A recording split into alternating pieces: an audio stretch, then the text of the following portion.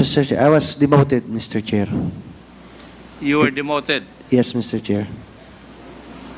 Samantalang si Colonel Marcos na promote. Di ba doon sumasama ang loob mo? No, not necessarily, Mr. Chair. Not necessarily. Yes, Mr. Chair. Pero alam ko, sumama ang loob mo eh. Di ba? Dahil ikaw, na-demote siya, na-promote. If you look at the orders of Colonel Marcos, it was through the orders of the President, former President, signed by the Secretary of the Interior and Local Government, as attested by DPRM, if you look at his orders. Di ba? Kaya alam ko, masama yung loob mo dahil hindi ka na ganun eh. Thank you, Mr. Chair.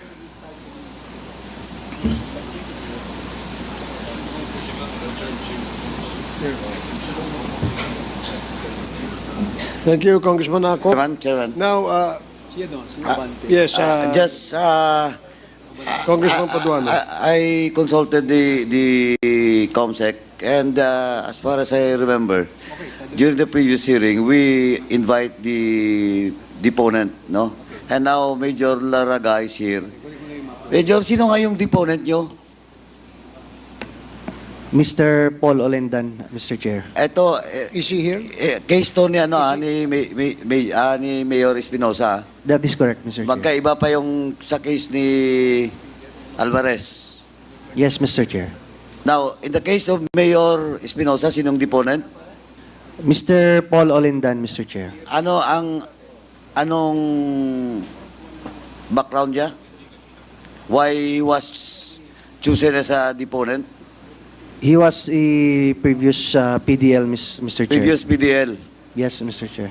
Kaya nga sabi kanina na Polcom na yung comment yung ni Justice, well, in fact, walang direct knowledge yung deponent mo. Kasi dating nakakulong pero nasa labas. Paano siya? Kasi supposedly the deponent has direct knowledge, di ba? That is correct, Mr. Chair. Oh, why him? Na hindi naman siya nakakulong. Mr. Chair, based on the Hearsay. testimony of the deponent, Mr. Chair, Testimony of whom? of the deponent, Mr. Chair, which was Ang subjected tanong ko nga to... sa iyo, kasi ikaw yung nag-apply, di ba, ng search warrant. Yes, Mr. Chair. Ikaw nag-handle. Yes, Now, Mr. anong testimony niya? Nakita niya na may baril doon sa loob? Yes, Mr. Chair. Paano niya nakita? He was, according to him, Mr. Chair, he was able to go inside when he was, if I'm not mistaken, invited, Mr. Chair. Have you checked the warden that indeed your deponent has visited that jail? Sandali po, yes or no lang. Ikaw, Major Larga, Yes, Mr. Chair. huwag ka magsinungaling. Yes or no? Have you checked the warden that indeed your deponent has visited the jail to confirm that indeed there's a gun? Personally, no, Mr. Chair. Sorry? Me personally, I did not, Mr. Chair. Oh, you did not. Yes, Mr. But Chair. you applied for a search warrant without checking that indeed yung testimony ng deponent mo na nakapasok siya doon. I believe, Mr. Chair, I don't have any recourse as to validate. Ayun yung Where in problema fact, mo. he has Then been why? inside the jail. Then why? You apply for search warrant. Actually, Mr. Chair, that And then, illegal trade sandali, inside the... You mentioned about the testimony of your deponent, di ba? Tama? Yes, Mr. Chair. Now, tinatanong kita, paano mo na-verify na indeed that testimony is true and correct? Mr. Chair, I was made to believe that his You were made to testimony- believe. Yes, Mr. Chair. But you have to check. Now, question. Sabi mo kanina, nakita niya, nakapasok siya doon nung nagbisita siya. Tama? That is correct, Mr. Chair. Now, doon sa, ano po, kay Warden.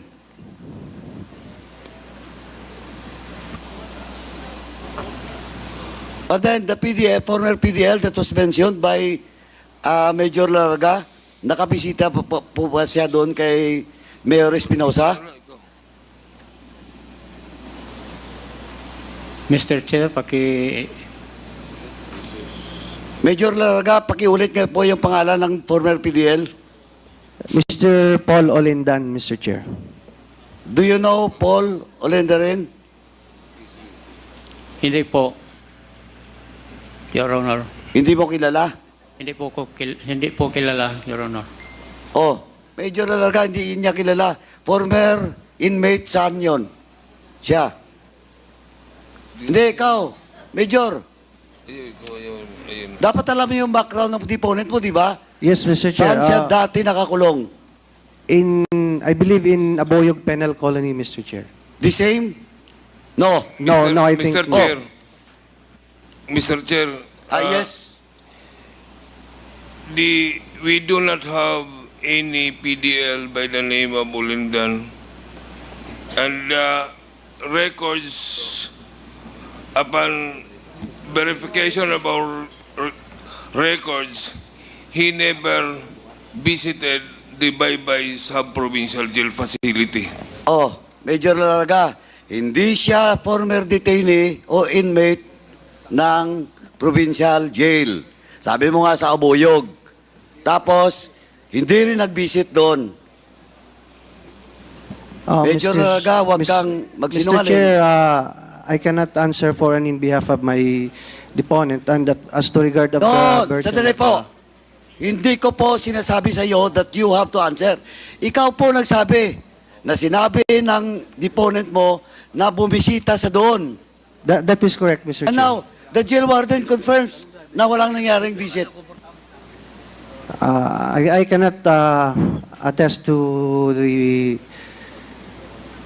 Yun nga ang statement of the jail Yun guard, nga, Mr. Chair. sabi ko sa iyo kanina, tinanong nga kita, have you checked? Personally, not, Mr. Chair. Personally, Me personally. bakit sino pa ba dapat mag-check? I believe we have a surveillance personnel who took Ikaw ba naman, validation, Major Mr. Chair. Laraga? Ikaw yung nag-apply, principal nag-apply ng mga search warrant, tapos sabihin mo na, di ba sinabi mo kanina nagbisita siya? based on his testimony, Mr. Chair. O, kaya nga sinasabi ko sa iyo, based on his testimony. Now, kino-confirm ngayon na walang nangyaring visit yung deponent mo. O, sino ngayon may problema? Mr. Chair, we have been filed. I was also a respondent or accused of the Sandali po, criminal case I am not for- asking you about your case. Well, in fact, demotion nga lang eh, di ba? You were just demoted. the criminal case for malicious application of search And now you're warrant. invoking sub judice in No, this no, committee? Mr. Chair. That was also the there was a case filed against me, Mr. Chair, and then So, the search warrant. Actually, Mr. Chair, it was the honorable judge through searching questions and answers who made the probable cause and issued the same, which until now, Mr. Chair, was as ruled by the Supreme Court, was valid and the application was proper. I believe, Mr. Chair. I submit to the Supreme Court's ruling, Mr. Chair. If valid. that's my humble submission, Mr. Chair. Na valid yung application ng search warrant? Yes, Mr. Chair. It was in the ruling of the Supreme Court, Mr. Chair. I humbly submit. May I know? Sandali. May I know anong ruling 'yan? Mr. Chair, it was a consolidated case of all of the Are you a confused... lawyer? Are you a lawyer? I'm not, Mr. Chair. Okay. Can you give me do you have a copy with you of the ruling? Yes, Mr. Chair, I have. Pengi nga kami. Paige, can you please get a copy and submit this copy to the chair? Please proceed, Congressman Paduano. Sino po yung nag-file ng case against It was the NBI, Mr. Chair. the NBI? Yeah, perjury and malicious application of search warrant, Mr. Chair. So, the Supreme Court decided in favor? No, sir, at the municipal trial court. of Basay Samar, Mr. Chair. So, nag-appeal ba yung NBI? Did they appeal? I think they did not, Mr. Chair. They didn't. Yes, Mr. Chair. Oh, ito yung problema. NBI, are you familiar with the case? Good evening, Mr. Chair. We are familiar with the case. However, if the questions will be about the case itself, we would like to have a moment with the records, and we will submit the records of the case on the next hearing, Your Honor. Ano lang po, update kami dito, no? Kasi, while you're telling this committee na yung MTC rules favorable to your case, tama? That is correct, Mr. Chair. It was dismissed, Mr. Chair. Pero alam mo na rin ngayon na there is a Supreme Court ruling also na It was issued last... sandali, na bawal mag-issue ng search warrant on government facilities. Actually, Mr. Chair, it was fully discussed in the ruling, Mr. Chair, that it is allowed to apply a search warrant for a criminal investigation. Sa MTC yan.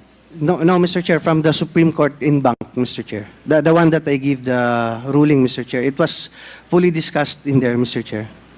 That's why I said I humbly submit to the ruling of the Supreme Court with that regard, Mr. Chair.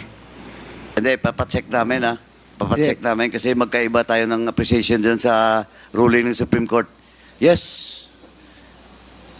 Mr. Chair, I think Major Gargar, the question of Chairman Paduano was whether or not you knew for a fact that there was no, that the deponent that you brought before the court was not a detainee. Did you have prior knowledge of the fact that he was not a detainee?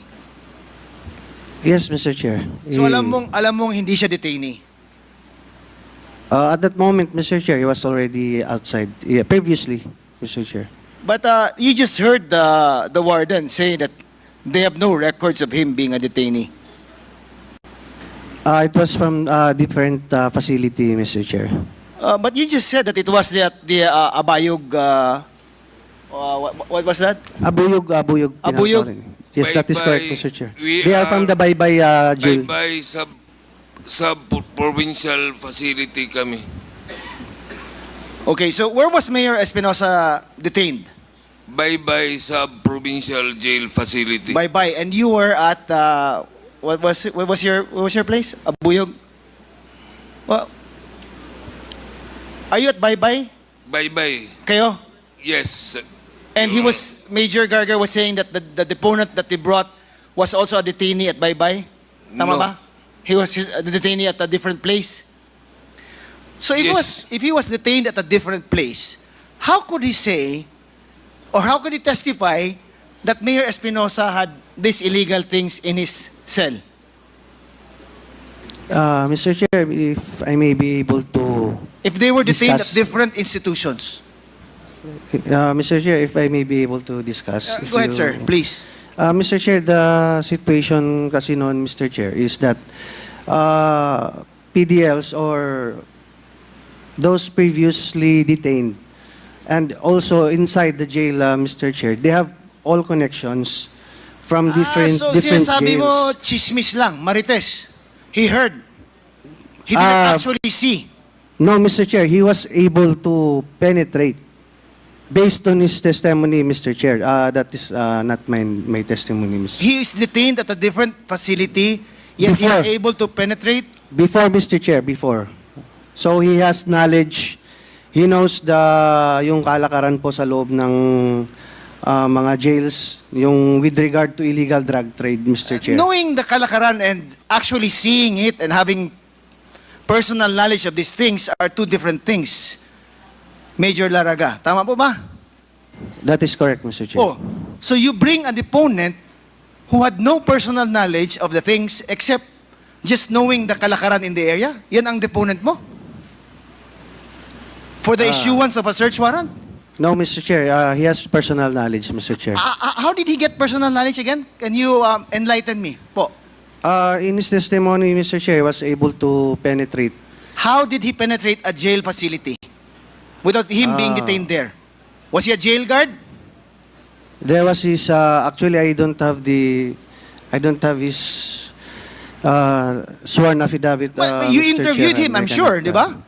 Major Laraga, in-interview mo siya before mo siya pinesenta sa korte, tama? Yes, Mr. Chair, and Oh, so anong- he was subjected to a searching question and answer No, by the issuing I'm judge. asking you. In-interview mo ba yung deponent mo?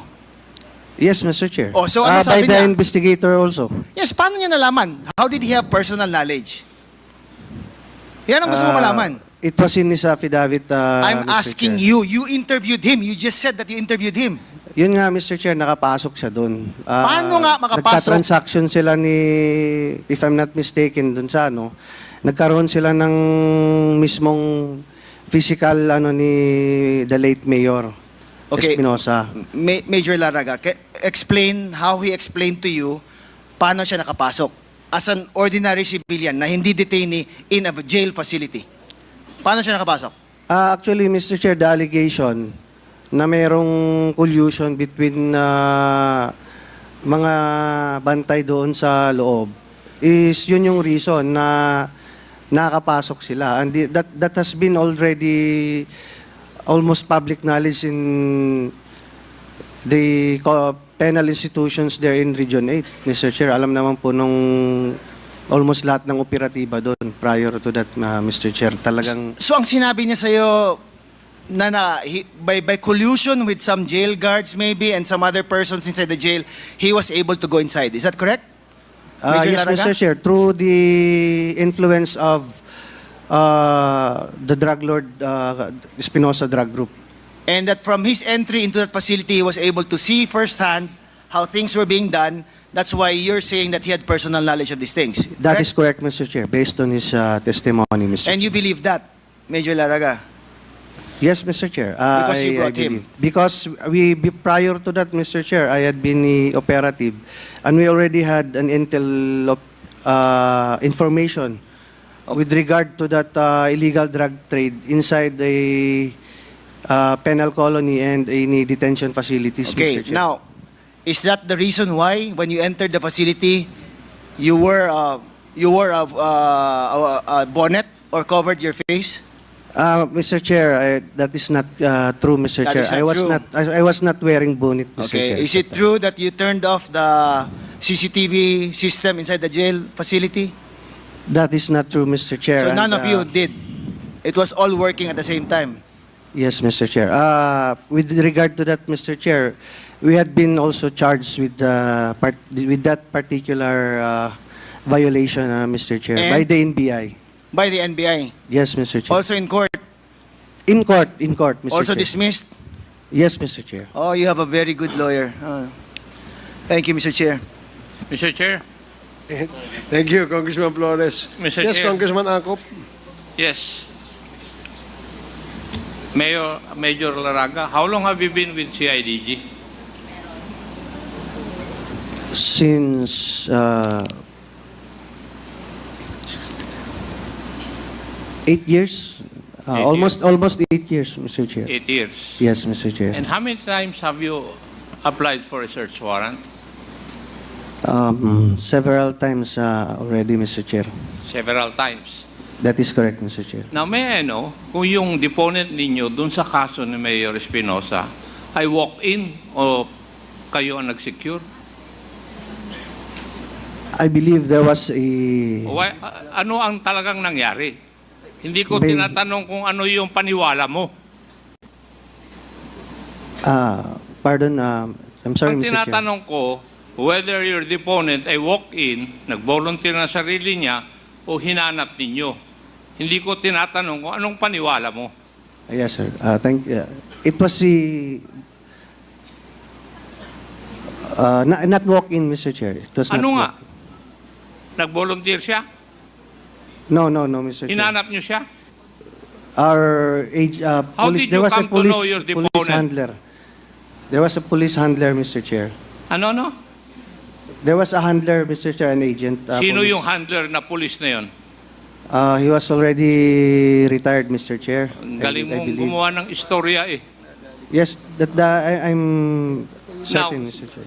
Sige, assuming na mayroon siyang handler, since when na naging handler yung kuha na yun, informant nyo na yun, yung deponent? Binobola mo na ako eh. Hindi, actually, hindi naman po, Mr. Chair, na bubola, Mr. Chair. Talagang mayroon lang po talaga siyang personal knowledge sa Hindi ko naman tinatanong pangyayari. kung may personal knowledge eh. Ang tinatanong ko, how did you come to know the deponent? Ikaw nag-apply ng search warrant eh. It was introduced to me by our personnel, Mr. Chair. That Sino merong nga yung nag-introduce sa'yo? What's the name? of our personnel, Mr. Chair. Oo nga. Marunong ka bang umintindi ng English? Tatagalugin ko. Sino ang nag-introduce sa'yo nung deponent? It was retired Kayubit, Mr. Chair. Alin? Retired na siya nung in-introduce niya? No, right Active now. pa siya noon? Active pa siya noon at that May I time. know the name and the address? Melvin Kayubit, Mr. Chair, at Palo Alin? Leyte. Ano? Melvin Kayubit. Mr. Chair, may I move that we, in the next hearing, we invite subject person mentioned by Mayor Laraga as the deponent in the search warrant against or issued against the late Mayor Espinosa. COMSEC, you are directed to invite the said person named by Congressman Ako. Nung ipinakilala sa iyo yung deponent, ano ang protocol dapat kung si IDG ka for 8 years?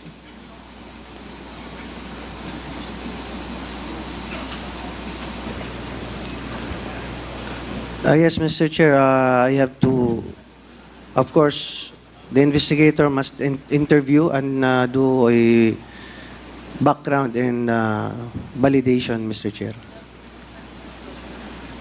You have to conduct a review, Interview and validation. and validation of the Ikaw.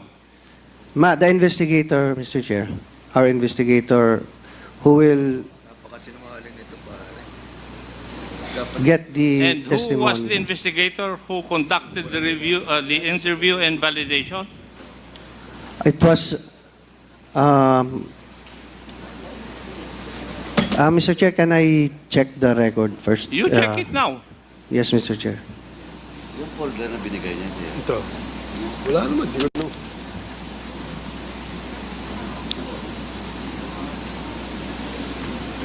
Hindi ko alam kung saan mo checkin ihon. Niloloko mo na kami.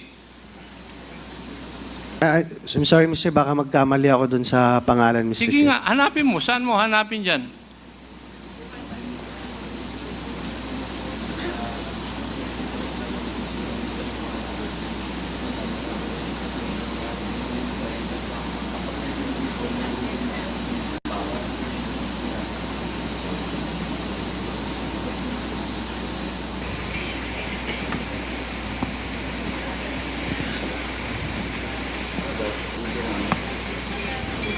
Mr. Chair, I could not, if my recollection is correct, Mr. Chair, it was PO3 Johnny Ibanez. PO3 Johnny Ibanez, Ibanez. Mr. Chair. Is he still in the active service? I believe he already also retired, Mr. Chair. He also retired. Yes, Mr. Chair. PO3 siya, nag-retire? Yes, Mr. Chair, PO3. PO3. Nag-retire siya. Mandatory or optional? I think Kasi it's PO3 optional. siya, I kailan lang think nangyari it's yun optional. iho eh. So wala pa siyang 20 years o 30 years or 56 years old. Yes, Mr. Chair, maybe optional, Mr. Chair. Optional. Huwag mo ako paglulukuhin ha. I'll find a way. Colonel Cunanan, will you please take the name dun sa sinabi niya and kindly give this committee the details whether nag-retire nga siya optionally o hindi? Pakitanong sa kanya yung pangalan at rangko.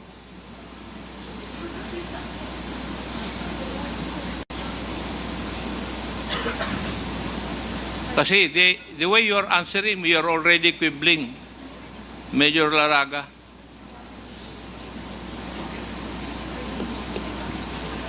Now, noong in-interview at saka validate, ikaw ba nag-conduct ng sarili mong validation when the investigator reported to you as far as his validation is concerned? Negative, Mr. Chair. Negative. Wala ka nang ginawa. Hindi ka man lang nagtaka. Informally, Mr. Chair. I beg your pardon? Informally, just calling some, Hindi mo tinignan kung anong resulta ng validation? tinignan naman po, Mr. Chair. And you did not find it unreasonable na isang dating PDL nagsasabi ng may baril yung isang PDL sa ibang detention center? Credible naman po yung binabanggit nung Credible deponent, sa'yo? Mr. Chair. Credible sa'yo? Yes, Mr. Chair. Ang galing mong sumagot, pero yung bagay na yon is credible sa'yo. Oo naman, Mr. Chair. Paano maging credible yun? Paano niya nalaman na merong baril si Mayor Espinosa doon sa Kwan? Meron po siyang personal knowledge doon, Mr. Chair. Ano nga? You define personal knowledge to me. Personally po, nagkaharap po sila ni... Paano sila nagkaharap? I cannot discuss the details. It should be Why the can't you deponent, not Mr. discuss? Chair. Ikaw ang nag-apply eh. I endorsed in the application, Mr. Chair, I endorsed the Hindi nga, testimony tinatanong of nga the kita. sworn affidavit. Nung nag-report sa iyo, hindi mo ba napansin kung reasonable o unreasonable yung validation? Kasi dapat magsuspecha ka na paano nakapagbibigay yung isang tao na dating PDL pero hindi naman PDL sa baybay ng statement na may baril si the late Mayor Espinosa doon sa selda niya.